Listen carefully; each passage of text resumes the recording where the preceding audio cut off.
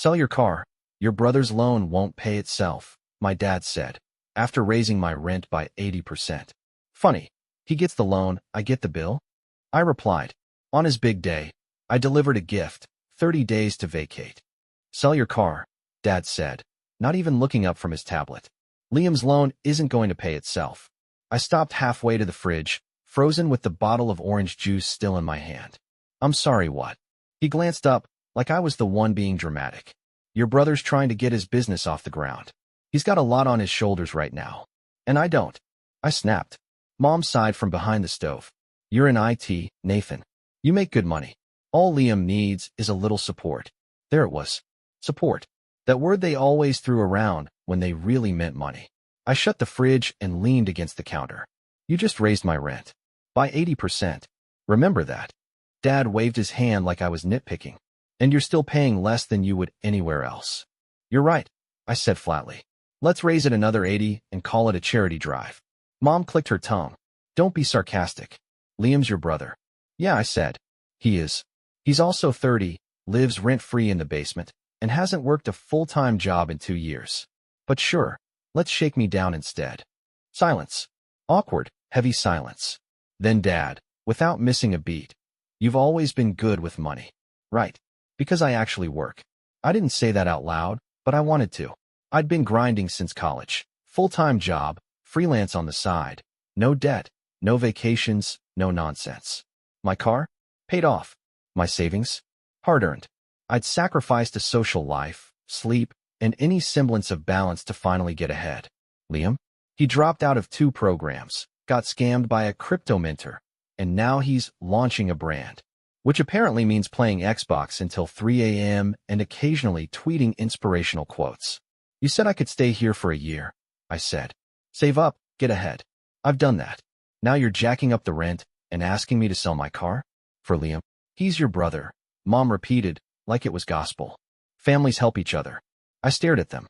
Then I laughed. I'll think about it, I said quietly. Dad gave a firm nod, like it was settled. Good.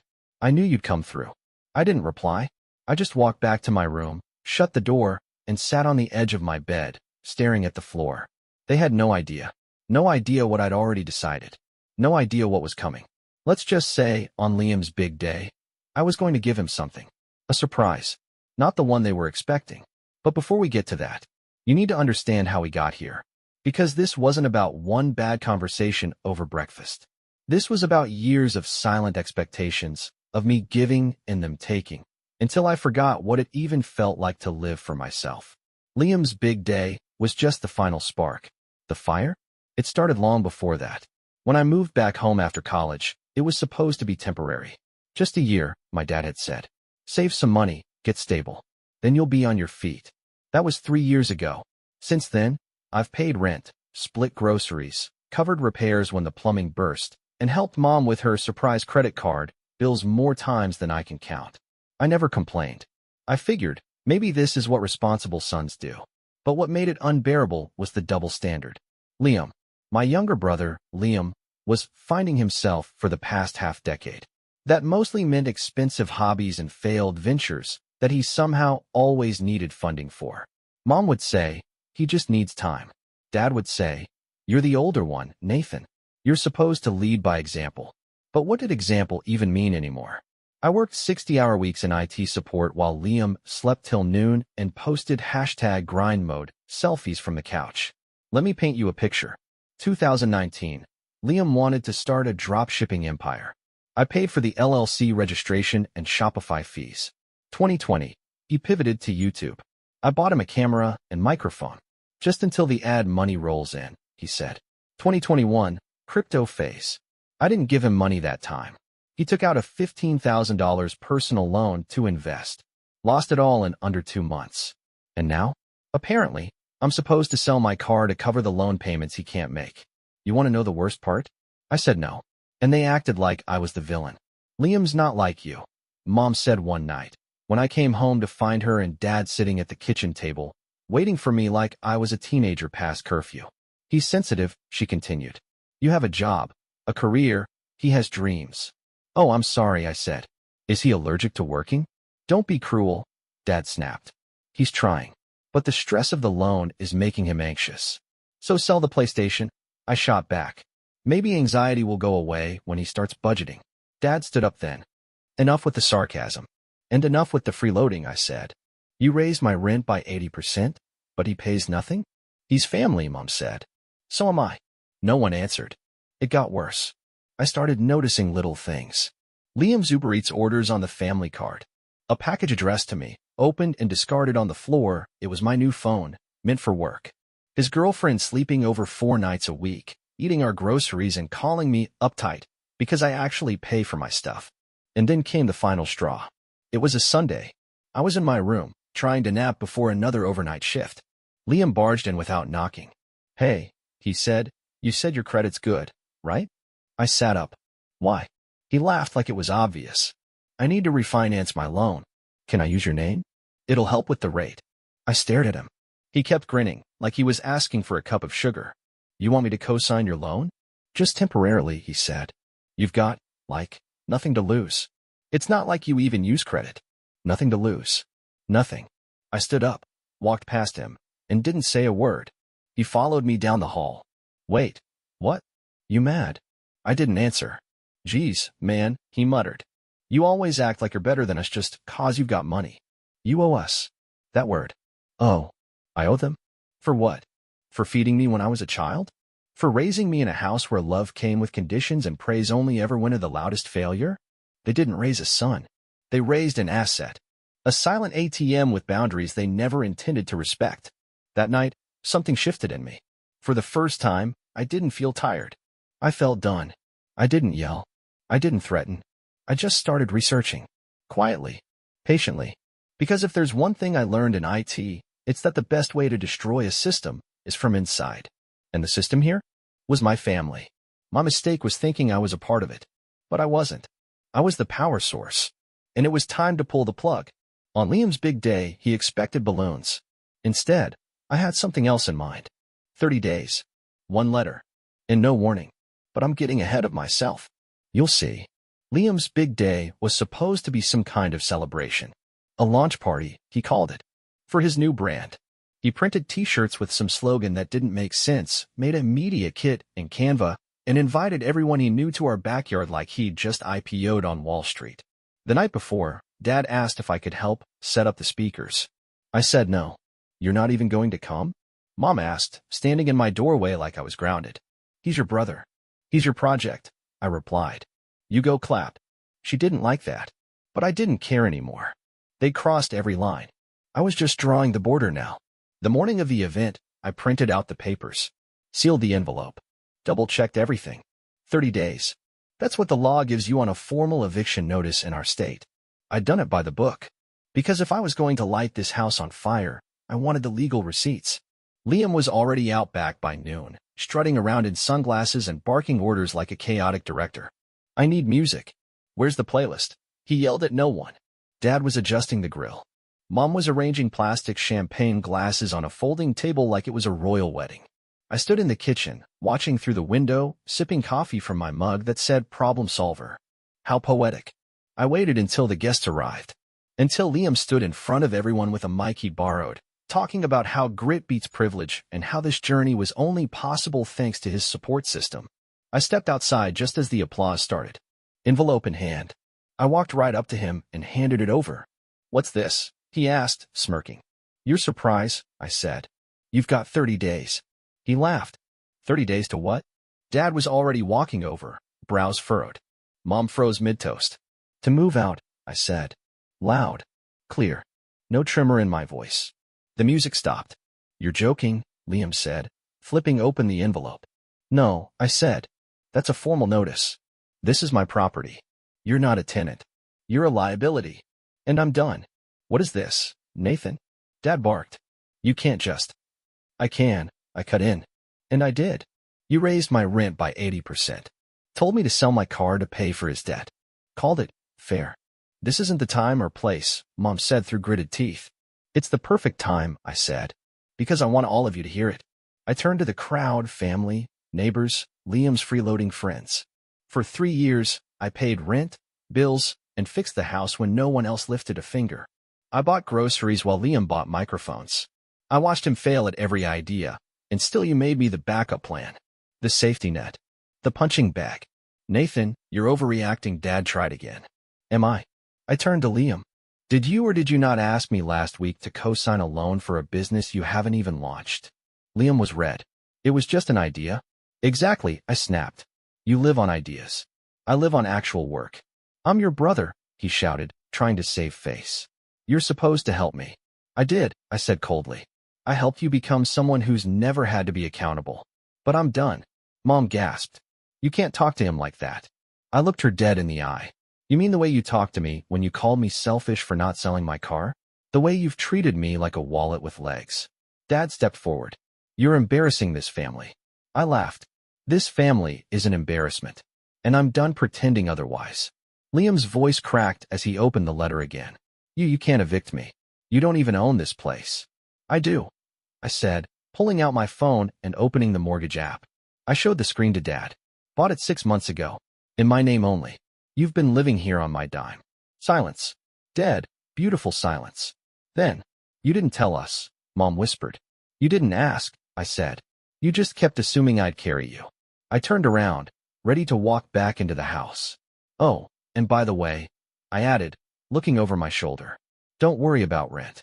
I'm waiving it for the next 30 days. After that, any of you still here, I'll let the sheriff do the talking. And with that, I went inside, closed the door behind me, and finally, breathed. After the backyard explosion, the house went dead quiet. No one said anything for the rest of the day. Mom disappeared into her room with a bottle of wine. Dad stayed at the kitchen table, unmoving, like a war vet reliving trauma. Liam slammed his door so hard, a picture frame fell off the wall. I cranked up my music, locked my door, and took the deepest nap of my adult life. For the first time in years, I didn't feel drained. I felt dangerous. The silence didn't last long. Day 4 post notice, I caught Dad rifling through a stack of my mail on the dining table. Bank statements, mortgage papers, legal forms. He didn't even flinch. We just want to understand our options, he said. You can't seriously mean to evict your own family. I raised an eyebrow. Your family? Or the ones who raised my rent, told me to sell my car, and expected me to subsidize Liam's startup dreams like I'm Silicon Valley and sneakers. It's not like that, he muttered. This house was always ours. Spiritually. I let out a dry laugh. You spiritual landlords now. He didn't answer. Instead, Mom appeared with a folded piece of paper. She placed it gently on the table like it was a peace offering. It was a list, groceries, utilities, expenses, all things I'd paid for in silence for years. This is what we owe you, she said. We'd like to make it right. But you have to talk to Liam. My face hardened. Oh, I will. But not with words. That night, I got a knock at the door.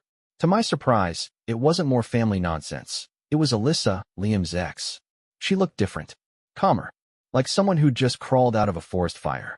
I heard what happened, she said, holding a file folder. I opened the door without saying anything. He told me you offered to co-sign his loan, she continued. That's a lie. I was the original co-signer. But 2 months ago, he updated the paperwork. I took the file from her hands and froze. Liam had forged my name, my email, my phone number. He used my credit, without asking, without warning. My jaw locked. So he lied to me, and to the bank. She nodded. You need to know what kind of mess he's in. He's been lying to everyone, including himself. I called my lawyer. We reviewed the documents. Every signature. Every fake email trail. You have grounds to press charges, he told me. Forgery. Identity misuse. Possibly fraud, depending on what he did with the money. I stared at the screen. My brother hadn't just used me. He impersonated me. And the worst part? No one stopped him. Not my parents. Not even himself. The next day, I called a family meeting. One last supper. They came. Reluctantly. Dad looked tense. Mom clutched a tissue. Liam sulked, eyes darting, avoiding mine. I dropped the folder on the table. Let's skip the salad, I said. Liam, you used my name to secure your loan. You forged my identity. Mom gasped. That can't be true. Check the documents, I said, pushing them forward. It's all there. Emails. Phone logs. Signatures. Verified. Legal. Liam stammered. It was just temporary. I was going to tell you. You weren't. I cut in. You were going to let me carry your debt while you played CEO in a hoodie. Dad tried to speak, But I stopped him with a look. I've already spoken to a lawyer. If Liam's not out in 10 days, and that loan isn't closed in 30, I'll press charges. Liam's face collapsed.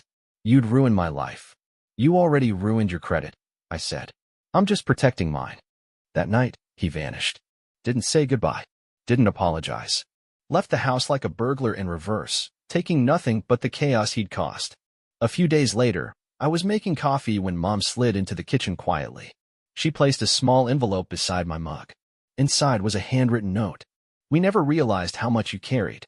We're not asking you to forgive us. But we see it now. I read it. I folded it. I said nothing. Not yet. And just when I thought it was over, another surprise arrived. A letter.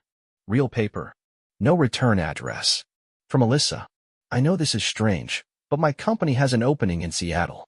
Systems analyst. Housing stipend included. I know you're probably done with cleaning up messes, but this could be your start, your real start. If you're ready. I sat back. Stared at the words. Seattle. A city where no one knew my name, or how much I'd paid just to survive under the roof I called home. I closed the envelope. And smiled. They took my peace for granted. I took back everything else. Now I had a choice. And for once, it was mine. Sometimes, I still hear it. The sound of my dad flipping through bills, sighing dramatically. The guilt-laced silence my mom used like a weapon. Liam's voice echoing down the hall. You're supposed to help me. You're my brother. It used to haunt me. Now, it reminds me why I left. 2 weeks after Liam disappeared, the house felt wrong. Quiet in a fake way. Like after a storm, when everything's eerily still but you know another one's brewing. My parents tried to pretend things were getting back to normal. But nothing was normal anymore. They tiptoed around me like I was a bomb they weren't sure had finished exploding. Every morning, I'd hear the soft sound of them whispering in the kitchen. Bills. Food. Repairs. Things I used to handle without question. And for once, I let them sit in it. Not because I hated them, but because they needed to feel it. The absence of me. 3 days before their move-out deadline, I came home to find Dad waiting on the porch. He wasn't yelling. Not this time. He looked small. I'm applying for rentals, he said quietly. Most of them want pay stubs, credit checks. It's been a while. I nodded. You'll figure it out. He didn't argue. Didn't guilt me. Didn't mention Liam. It was the first honest conversation we'd had in years. The day they left, Mom handed me a casserole dish and a worn-out envelope. It's not much, she said. But it's something. Inside the envelope, $480 in cash. I didn't take it. I didn't need it. That dish sat in the fridge for 3 weeks untouched before I finally threw it out. But the gesture? That stayed with me. Liam never reached out. No apology. No explanation. Just a post on his new Instagram page. Him in some co-working space, typing nonsense, still selling the dream. He rebranded himself as a resilience coach. Resilience. From what? Being held accountable? The post got 8 likes. I didn't even give it the 9th. You'd think that'd be the end of it. But a month later, I got a message request on Facebook. From Kelly, a friend of Liam's ex, Alyssa. I saw your story on Reddit, she wrote. Just wanted you to know what you did. It helped more people than you realize. A lot of us have Liams in our lives. We needed to see someone win. I read that message 3 times. Not because I didn't believe it, but because it was the first time someone saw me not as a villain, but as a survivor. 2 weeks later, I packed my bags. Took the offer in Seattle. Started over. New job. New apartment. No leeches. No random Venmo requests. No guilt-laced dinners. No fake family meetings that ended with, you should really help Liam more. And yet, sometimes I'd catch myself opening my old banking app. Out of habit. Checking if someone had borrowed from me again. Checking for the weight I used to carry. But there was nothing. Just my money. My balance. My life. And that's when it hit me. They never loved the real me. They loved the version of me that made their lives easier. The reliable one. The responsible one. The one who never said no. The human ATM. The spare parent. The financial backup plan. Once I stopped being that, they called me selfish. Ungrateful. Cruel. But now, sitting in a Seattle cafe with my laptop open and no texts demanding help, I finally feel what they feared most. Free. I paid off the house. Sold it. Invested the rest. I keep a framed copy of the eviction notice in my drawer, not out of spite, but as a reminder. A reminder that boundaries are not betrayals. That walking away doesn't make you evil. That saying no can save your life. People ask me if I miss them. The holidays. The family barbecues. The togetherness. I tell them, I don't miss family. I miss the idea of family. What I had was debt wrapped in love bombs. Conditional loyalty with strings attached. I don't miss it. Not even a little. If you're reading this, and you're their version of me, the one who pays quietly, sacrifices silently, never complains. You're not crazy. You're not heartless. You're not selfish. You're just tired. And maybe, just maybe, it's time you gave yourself the gift you've given them for years. Freedom. Because I'll tell you what no one ever told me. Being the villain in their story is worth it. If it means finally being the hero in your own.